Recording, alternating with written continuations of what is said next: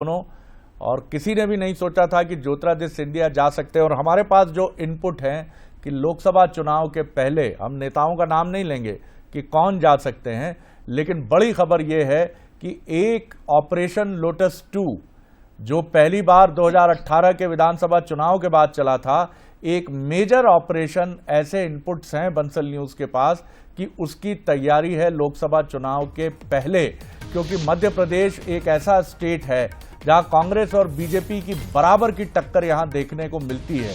इसलिए पहली शुरुआत यहां से होगी, फिर रुख छत्तीसगढ़ होगा और उसके बाद राजस्थान होगा। लेकिन इसके पहले हम आपको दिखाते हैं कमलनाथ जी ने आज सुबह क्या कहा, और सिलसिलेवार इसके पहले दिए गए उनके बयानों की तरफ भी हम रुख करते हैं। देखिए, उमरी जा रहा हूँ।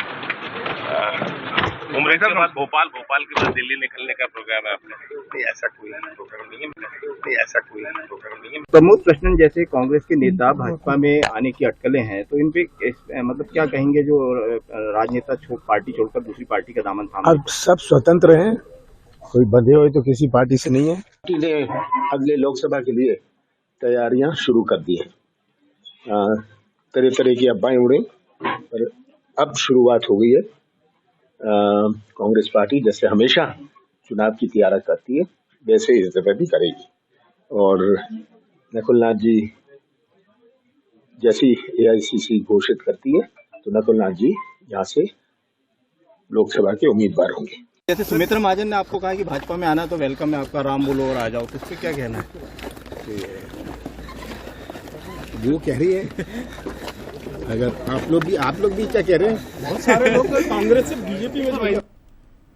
तो आपने देखा कि कमलनाथ जी का क्या अंदाज था। और अभी भी उन्होंने छिंदवाड़ा में जब उनसे पूछा गया कि भोपाल से दिल्ली, तो कुछ अनिच्छा से बुदबुदाते हुए उन्होंने ये कहा ऐसा कोई कार्यक्रम नहीं है इसमें। लेकिन वो एक क्योंकि पत्रकार हमेशा बिटवीन द लाइन्स की खबर के पीछे क्या है, जो कहा गया है उसके पीछे क्या है, अनकहा क्या है, जो नहीं कहा गया है वो क्या है, तो इसके पीछे ऐसा है कि जैसे अनिच्छा से बहुत पूरे मन से वो नहीं कह रहे हैं।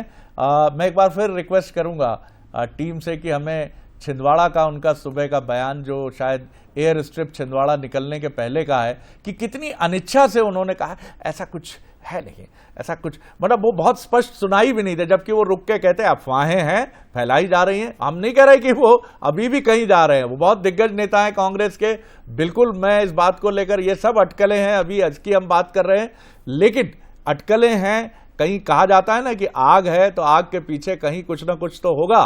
तो एक बार फिर सुनिए क्या कुछ कहा सुबह कमलनाथ जी ने भोपाल रवाना होने के पहले।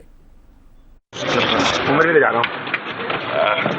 उमरी के बाद भोपाल के बाद दिल्ली निकलने का प्रोग्राम है आपका? नहीं, ऐसा कोई प्रोग्राम नहीं है। उमरी जा रहा हूँ। उमरी के बाद भोपाल के बाद दिल्ली निकलने का प्रोग्राम है आपका? नहीं, ऐसा कोई प्रोग्राम नहीं है। तो आपने सुना जी? जया बिल्कुल, इस फरवरी माह का पूरे अलग अलग बयान आपको कमलनाथ जी के हमने सुना है, और आज सुबह का ये बयान भी आपने सुना है। लेकिन कांग्रेस में भगदड़ की स्थिति आखिर क्यों मची हुई है, क्या वजह है इसके पीछे, जरा वो आप एक नजर इस पर डाल लीजिए, उसके बाद हम चर्चा आगे करेंगे। विधानसभा में जो बड़ी हार कांग्रेस को मिली, उसके बाद नेताओं में सामंजस्य नहीं बैठ पा रहा है। क्या कोई कमी सामंजस्य की है, कोऑर्डिनेशन नहीं हो पा रहा है? युवा नेताओं को कमान सौंपने के बाद सीनियर लीडर्स नाराज है क्या? केंद्रीय नेतृत्व और एमपी कांग्रेस में आपस में विश्वास की कमी है? इसके साथ ही अगला बड़ा सवाल यह भी कि वरिष्ठ नेताओं में लगातार खींचतान की खबरें जो निकल कर आ रही है, और साथ ही आपको ये भी बता दें कि कांग्रेस की बैठकों में विवाद लगातार हो रहे हैं। कई ऐसे विजुअल, कई ऐसी जो तस्वीरें थी वो आपको हमने अलग अलग जगहों से दिखाई थी। बैठक होती है चुनाव की तैयारियों के लिए, लेकिन कांग्रेस के ही आपस में कार्यकर्ता उस बैठक में भिड़ जाते हैं। ये देखिए वो सवाल है कि आखिर कांग्रेस में भगदड़ क्यों है? कांग्रेस की बड़ी बैठकों में बड़े नेताओं की दूरी की वजह क्या है? क्यों सीनियर लीडर्स इन बैठकों से दूरी बना रहे हैं? तो ये बहुत महत्वपूर्ण सवाल है जिसके जवाब टटोलने की कोशिश आज हम इस कार्यक्रम के जरिए कर रहे हैं। निश्चित तौर पर, और यही बड़ी चुनौती है कांग्रेस के लिए, और इसकी प्राइमरीली जिम्मेदारी इसको रोकने की कांग्रेस आला कमान की है। लेकिन पार्टी के भीतर से भी ये खबरें आती हैं कि इसको लेकर बहुत गंभीर प्रयास नहीं हुए हैं। चलिए, इसी तरह बात चल रही है कांग्रेस की भगदड़ की, तो हम आपको ये भी बताते हैं कि चंद दिनों पहले मध्य प्रदेश के आदिवासी बहुल झाबुआ जिले के लिए आए चुनावी रैली को एक संबोधित करने प्रधानमंत्री नरेंद्र मोदी जी, तो उन्होंने कांग्रेस की इस अंदरूनी खींचतान और भगदड़ को लेकर क्या कुछ कहा था, वो भी सुन लीजिए। सुना है कि इन दिनों मध्य प्रदेश कांग्रेस में अंदर खाने खूब भगदड़ भी मची हुई है। जनता की उपेक्षा करने वालों का यही हश्र होता है। कांग्रेस अब अपने पापों के दलदल में फंस चुकी है। वो उससे निकलने की जितनी कोशिश करेगी उतना ही और धंसेगी। तो आपने सुना कि ये बताता है कि प्रधानमंत्री जी भी मध्य प्रदेश की कांग्रेस की नब्ज पर उनका भी हाथ है और वो भांप रहे हैं। नहीं तो ये इनपुट, क्योंकि प्रधानमंत्री जो भी बात कहते हैं वो उसको ठहर कर सुना जाता है, क्योंकि वो बहुत ही महत्वपूर्ण पद पर बैठे और बहुत ही वैश्विक स्तर पर भी इस समय विश्व के नंबर 1 राजनेता हैं। वो अगर ये कह रहे हैं कि भगदड़ और खींचतान, तो इसका मतलब है कि निकट भविष्य में कुछ होने वाला है। हमारे political editor, political affairs Manoj Saini हमारे साथ जुड़ रहे हैं, executive editor political affairs BJP कार्यालय से। और ऑपरेशन लोटस, इसकी तैयारी क्या कहती है, ऑपरेशन लोटस की तैयारी।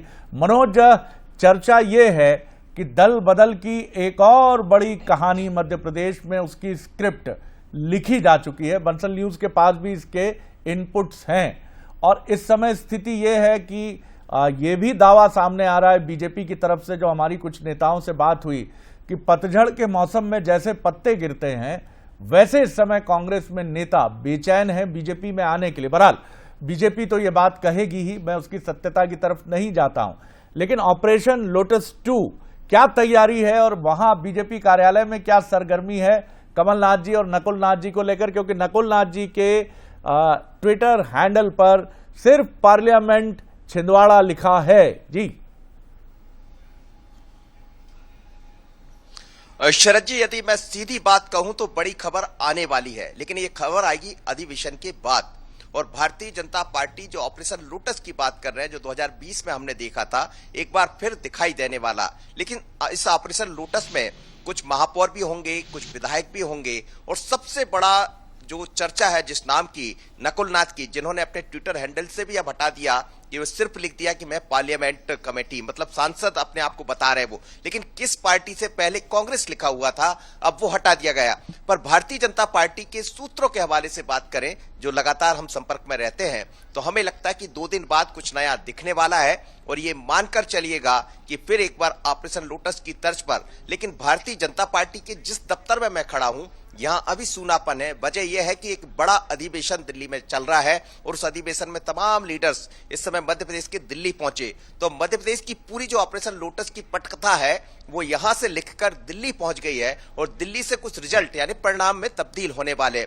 कथित तौर पर यह कहा जा रहा है कि नकुल नाथ भी भारतीय जनता पार्टी का दामन थामने जा रहे हैं। संभावना यह भी है कि कमलनाथ बिल्कुल मनोज, और हमारे पास ऐसे भी इनपुट्स हैं कि मध्य प्रदेश के एक युवा सीनियर कांग्रेस से जुड़े नेता को कैबिनेट में जगह मिल सकती है, क्योंकि चर्चा यह भी है कि अगले एक पखवाड़े के भीतर केंद्रीय मंत्रिमंडल का, नरेंद्र मोदी जी मंत्रिमंडल का विस्तार संभावित है। और इस विस्तार का सिर्फ आयोजन और आकल्पन इसलिए किया गया है कि लोकसभा के पहले प्रिय कांग्रेसियों को, कुछ उनमें से आने वाले लोगों को स्थान मिल सके। अभी सारी खबरें अनुमान, संभावना, अटकलों पे दौड़ रही हैं, पटरी पर, इन्हीं की पटरी पे भाग रही हैं, लेकिन राजनीति है, कुछ भी असंभव नहीं है। जी आप अपनी बात पूरी कर लीजिए। जी बिल्कुल शरद जी, अब इसी बात को मैं आगे बढ़ाना चाहूंगा कि इसकी पटकथा लिखी जा चुकी है, लेकिन ऑपरेशन लोटस सिर्फ मध्य प्रदेश में नहीं होने जा रहा है, ये देश के कई हिस्सों में आपको दिखाई देने वाला है। इसीलिए केंद्रीय मंत्रिमंडल का विस्तार है मनोज। जी जी जी, उसमें नवीन जिंदल नवीन जिंदल का नाम भी शामिल है शरद जी, एक नाम सामने आ रहा है, नकुलनाथ का नाम भी शामिल है।